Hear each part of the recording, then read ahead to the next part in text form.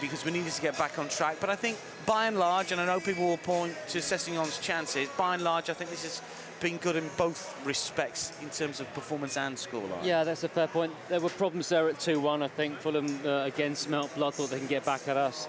There is that anxiety around the stadium at the moment. I think it's been a bit of a reality check over some of December, that 22-game unbeaten run. Even in that run, there were games where we maybe didn't deserve to win, and the chickens came home to roost a little bit in December with a couple of bad defeats. I think it was quite chastening at Anfield. I think what we've seen here today is that we're in the position where we're not good enough to challenge those very best teams, but we are way better than teams like Fulham. We've kind of found our level. Can we now close the gap on Chelsea and get back into that top four? That's the big question for me. Well, it's going to be interesting to see how we get over the next few weeks and months. Of course, we've got FA Cup coming on next. We're going to be at Bloomfield Roll for you for the game against Blackpool. That is a tea-time kick-off on Saturday for myself and Chris. For now, it's goodbye, but stay tuned for Arsenal Nation. Kenzie, all yours. Thanks, Dan. Well, certainly a positive start to 2019. Hughesy has made it back down to the studio to join Frimpong and myself. And we're going to kick off the post-match show talking about the man himself, Kolasinac. He had an absolutely fantastic game, and loads of you at home have been picking up on it and sending in so much love. Slight difference in the way we're attacking down the left today. He really strengthens that left-hand side, doesn't he, Hughesy? I really enjoy him going forward. I really enjoy watching him. And what I enjoyed for him, he's aggressive when he goes, but when he gets in them final errors, invariably picks the right pass. You know, he's always got his head up. He's done it for Lacazette for the second goal. Yeah. And when he gets in those areas, he picks the right ball. A lot of players we see getting final third and the cross is wrong and all that, but I really like him when he bursts forward. He's excellent. Let's go back to the socials again now. I believe we've got more love on Kolasinac. Let's have a look at what other people are saying. Oh, forgive me, this is Iwobi coming up now. He was also fantastic. That partnership between the two of them was brilliant. Iwobi quietly coming back into form. We did mention that, didn't we, in the halftime show? He's really come into his own under Emery. And yeah, kind of that combination of Kolasinac and Iwobi on the left-hand side, it feels strong, doesn't it, Frimpong? Yeah, I feel like they're starting to understand each other a bit more, especially, like you said, I love Kolasinac further forward because he just tanks it down the left wing. And you, as a fullback, you'd be scared. This big guy coming towards you 100 miles per hour, and then you've got this tricky, Iwobi, tricky guy on the wing. You don't know who you want to cover. So, yeah. Both guys on the left side, immense. And they've created a lot of chances, haven't they, as well? Particularly Kolasinac. He's, you know, and obviously Iwobi with the especially in the second half. And sometimes when you watch Kolasinac when we're playing a 4 and he's a left back, he doesn't get as forward as much as you'd like. When he's at the wing back, it seems to suit him. I remember when Germany was in at Schalke, he played in that position, and that's where he got all the plaudits, and that's where it invariably got him his move. Yeah. But when I see him bomb forward and that, attacking-wise, he definitely picks out the right pass. I enjoy watching him.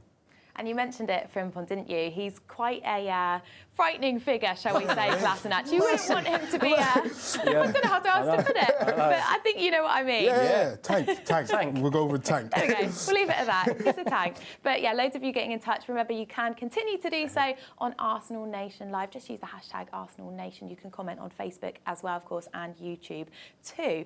But now we're going to talk about the Lacazette goal. So lots of you have been sending in your thoughts and comments on this. Yes, Lacazette, finally, you get your goal. You deserve it. What a fine goal. Kolasinac, very unselfish. Going back to what we were just saying, 2-0, very well deserved. As for Kolasinac, Auba, great stuff from them as well. And it was a team goal. It was a very well-worked goal. So lots of love for Auba, Laca and Kolasinac there. So let's talk about Aubameyang and Lacazette. Both started, both bagged themselves a goal, Hughesy. Yeah, Aubameyang could have scored a lot more in fairness to him. He made lots of runs, had lots of opportunities, and he kept going and going, and that's what you like from your forward. You don't want to see him sulking or it planned too much on his mind, and he didn't do that. He got fortunate with his goal, but he could have scored a lot more of that. Lacazette is a team player, isn't he? I love watching him score goals as well because, you know, he's a real team player. He puts his shift in, even if he's not quite going his way. And I think sometimes he's suffered a little bit in not playing as regularly as he would have liked. Sometimes I watch him, he's sharp, but he's not as sharp as he should be, as he would be if he played more regularly. I think that comes when you're playing more regularly, your sharpness really comes up. But I think he's a special player, Lacazette. I love him as a footballer. I love him too, man. I think a lot of people agree with you at home. Here's what they've been saying about the partnership. All he has to do is play Aubameyang and Lacazette together. So everyone at home is calling for these guys to be seen more regularly starting starting together. Love how Aubameyang went to the bench to celebrate with Lacazette. It's a genuine bromance, isn't it? They've got a true friendship going on there. Would you like to see more of them starting together? I think so. I think it makes total sense to me. It was interesting watching Aubameyang on the right-hand side. We were talking on commentary. He's played a lot more on the left-hand side. Yeah. But his timing of his runs are excellent. You know, when the ball goes wide, Kolasinac and people on the left-hand side, Iwobi in the first half, it's the timing of the run that beats the defender, you know. So he gets in just in front of him, left foot shot first half, I think it was a header just wide. Yeah.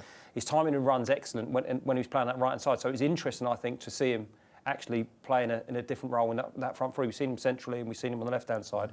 It's interesting to see him on the right.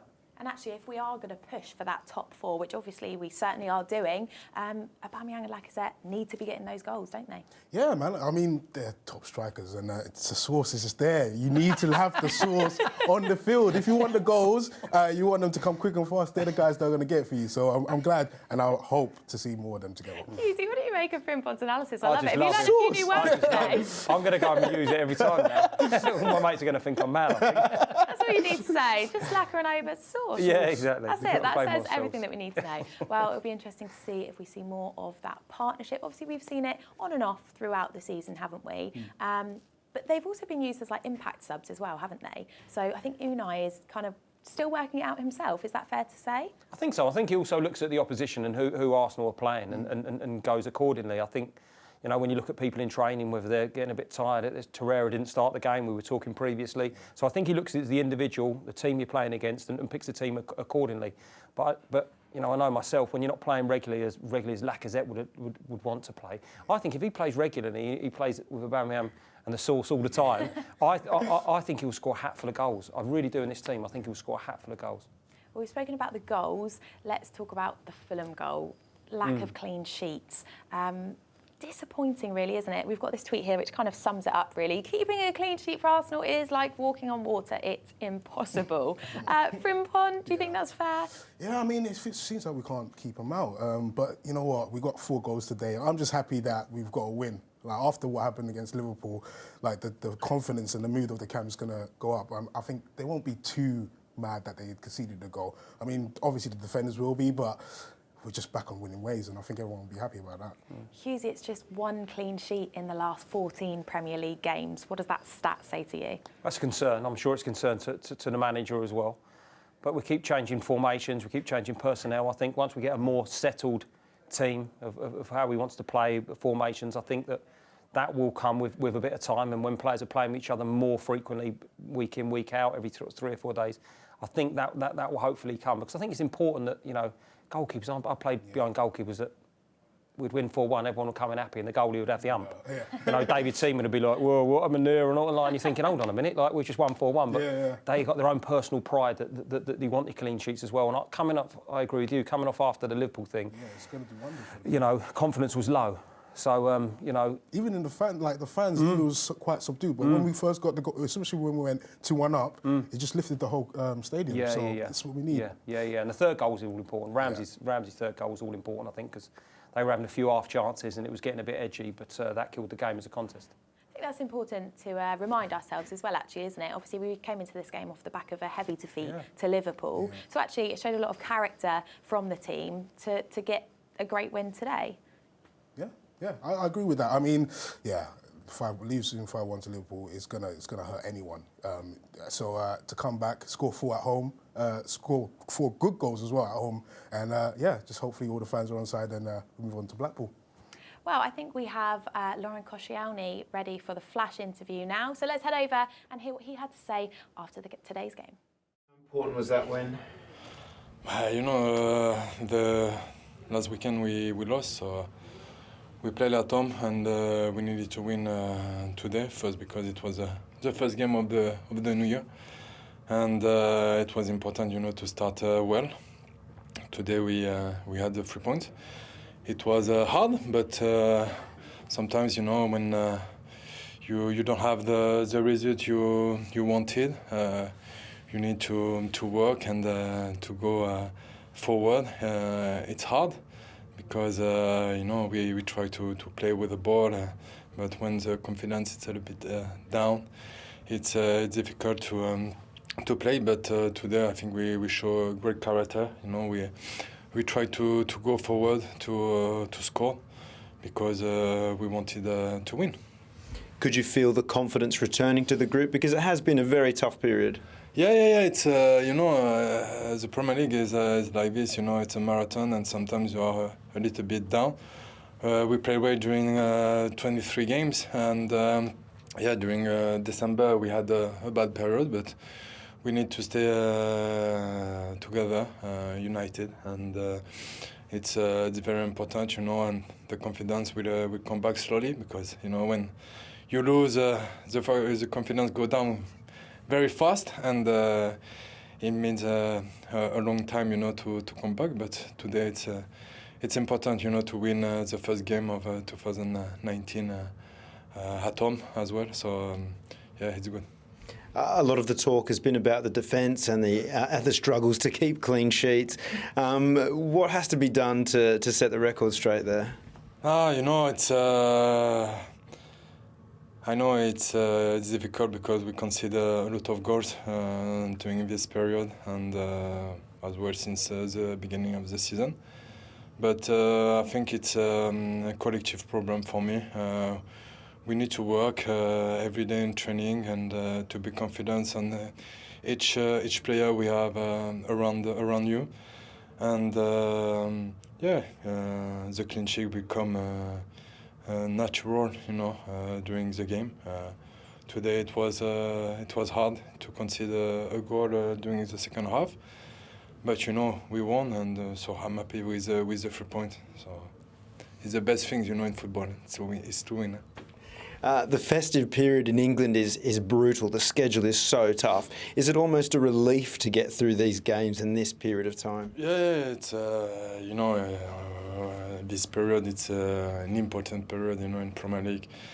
It's hard because we play every 3 days, and at this moment we have a lot of players who are injured, so we didn't have the rotation we have during the period we won. So, but all the players who are on the pitch give 100% of their commitment. You know, we know it's we can have some difficult period during a game or during the season, but we need to stay stronger together, and like this we can be back. Thank you very much. Thank you.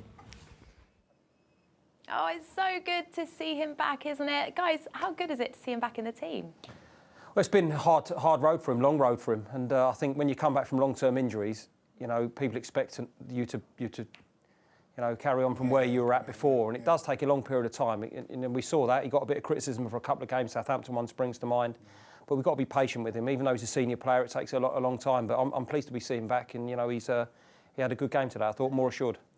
It's good. It's good to see him smiling as well. Like in that interview, he was just all, even though they conceded, he's just like, you know what, I'm just glad to be back in front of everyone and playing football again. So it's good to see. I miss Cos, man. Welcome back. Yeah, no, it's great to have him back in the side, fit and playing again. But thank you. That's all we have time for. Big thanks to everybody that's commented. Remember, you can continue to do so for our next show. That's this weekend. We'll be back in action in the FA Cup. Of course, that's away to Blackpool. You can tune in from 5 o'clock. But today, that's it from us. Thank you so much to our fantastic guests, Stephen Hughes and David Frimpon. You've been absolutely great. We'll see you both back here soon. But that's it from us. Take care. Bye for now.